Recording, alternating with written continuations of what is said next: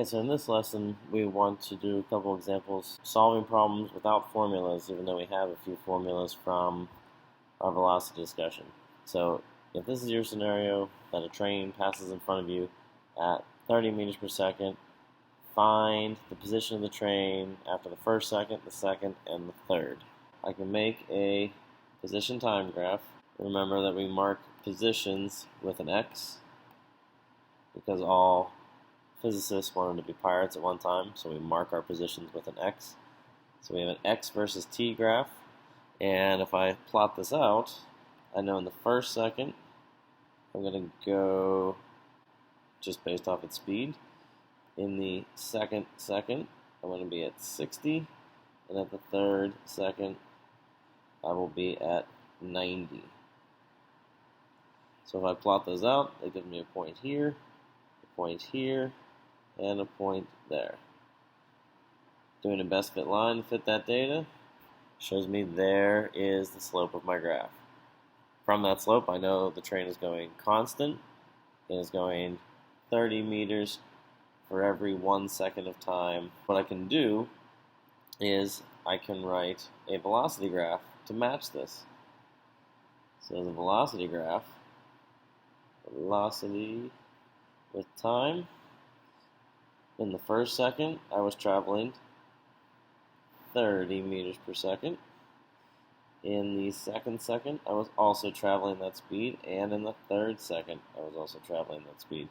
So actually, I'll get a nice flat line since this is constant motion.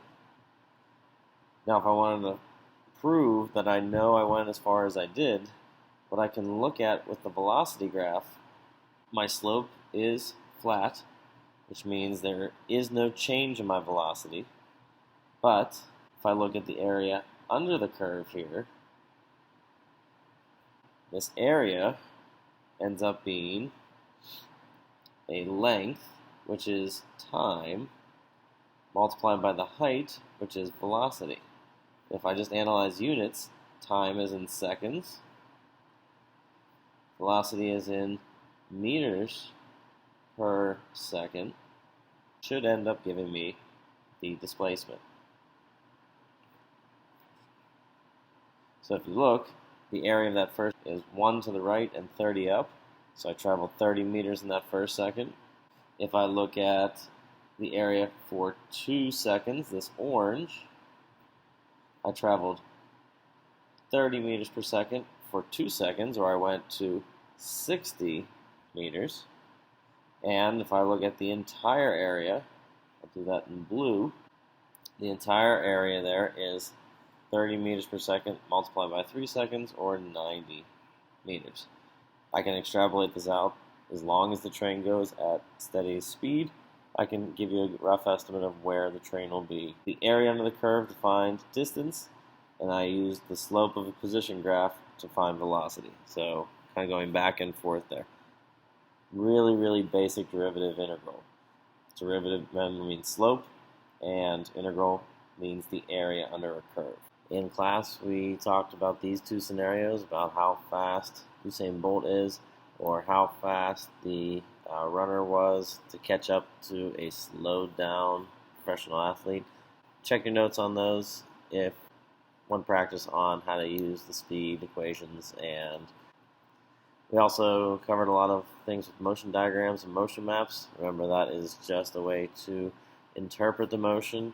For this one, I could say that this object is at constant velocity due to the fact that each of the dots are evenly spaced and they cover the same amount of ground in each moment in time. So the object would be going to the left or the right. I'd have to know a starting location to 100% know. In terms of interpreting displacements, when an object has a displacement, their object must have a velocity. If you don't have velocity, you're not going to change your position. That's all displacement means. So if you have a very large displacement during the same time interval, so say each dot represents 1 second, and one motion has the dots very close together, while the other motion has the dots very far apart, the larger displacement means there's a larger velocity. The smaller one would mean there's a smaller velocity. So in some of the scenarios, I had you vary your velocities. And when you vary your velocities, something has to cause this change. Velocities just can't change on their own. What causes a change in velocity is something we call acceleration. So here's your definition of acceleration. Acceleration changes an object's initial velocity into its new final velocity. And then without an acceleration, your velocity does not change. It sounds very similar to what we said for displacement, that if you didn't have a displacement, you wouldn't have a velocity. Well, if you don't have an acceleration, your velocity remains constant. Acceleration measures a change in velocity during certain time intervals. An average acceleration would be your change in velocity over a change in time. So you can see it's Vf minus Vi over that change in time. And accelerations will always point in the direction of the change in velocity. The units there are meters per second squared, or it could be any unit of length over a time squared. So I'll do a couple examples to show you what I mean by that. We're going to do two scenarios in the video here for motion diagrams of accelerated motion. One example of when brakes would fail, or the other example would be of us landing a spacecraft on a distant planet. For each of the scenarios, we're going to include velocity and acceleration vectors, and I'll show you how I want those drawn. In class, we're going to be doing these three examples to further understand what a motion diagram for accelerated motion looks like. Okay, so we wanted to show the equation for acceleration and expand out what that equation means. So an acceleration, as we said, was the change in an object's velocity over its change in time. Again, if the time is from 0 to 5 seconds, really it's just your final time. If I want to expand this, I can say that the acceleration is v final minus v initial all over time, and rearranging and solving for Vf ends up giving me Vf equals Vo plus a t. And the things that are vectors are velocities and accelerations. This is the definition that we gave you there. We said that if an object has no acceleration, that would be putting a big 0 in there. That would wipe out a times time, and that would tell me that my initial velocity and my final velocity must be the same. If a equals 0, not accelerating, velocity is constant. And if we do have an acceleration, then our velocity will change.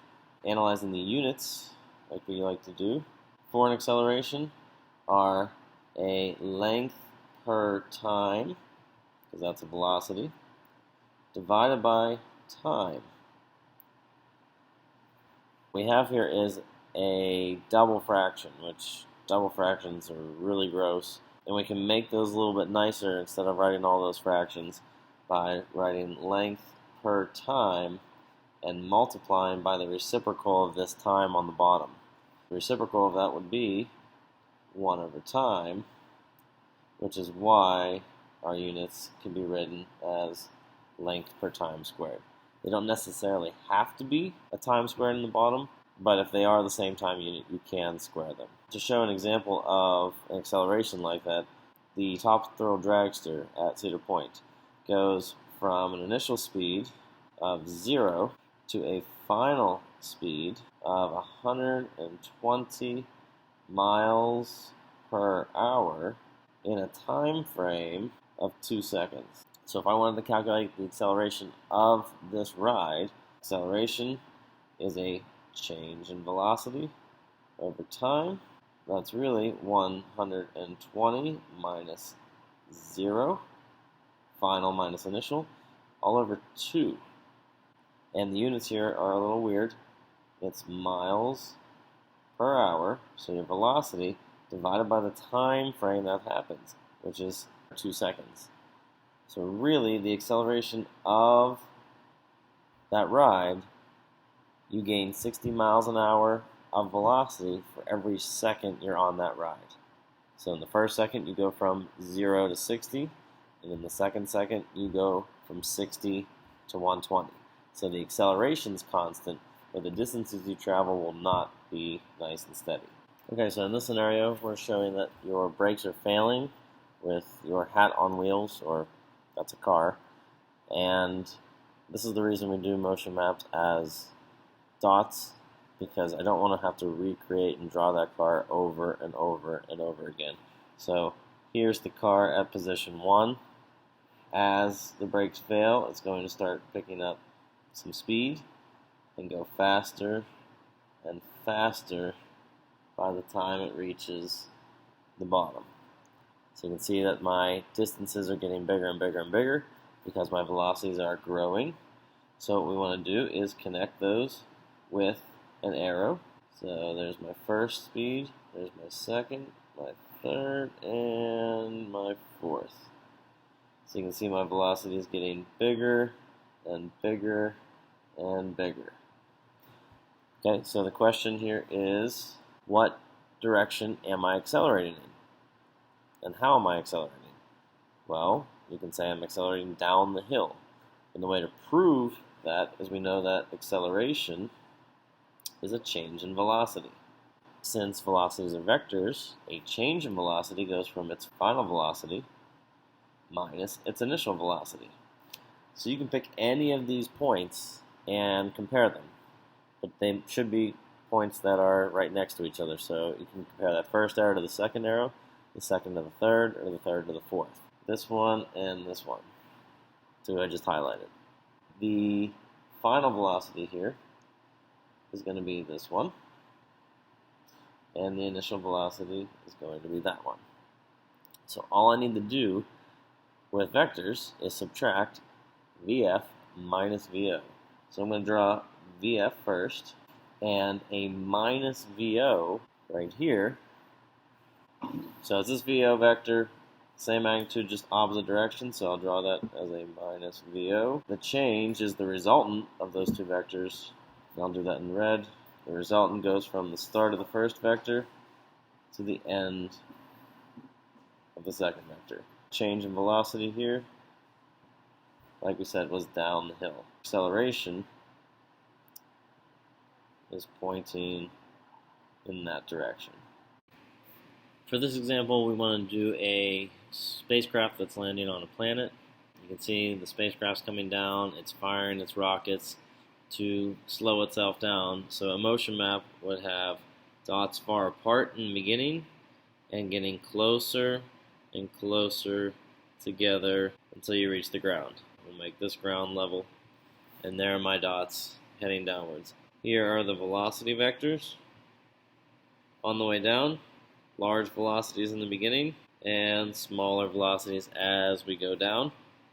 So if we want to find the acceleration, remember acceleration again is the change in velocity, which is just vector subtraction, as long as you subtract two vectors. So if I call this VO and this VF and subtract those two, I will draw the tiny VF first. Then I'll subtract a minus VO, so that's that top vector in the reverse direction. So there's minus VO. The displacement, or the change in velocity, goes from the start of the first vector to the end of the last vector. There's my change in velocity. As this craft is coming towards the ground, it is accelerating upwards. Deceleration, as something is moving in one direction and the acceleration points in the opposite direction. The double arrowhead is just to indicate, if you don't have different colors like I have, that a single arrowhead is velocity and a double arrowhead is acceleration.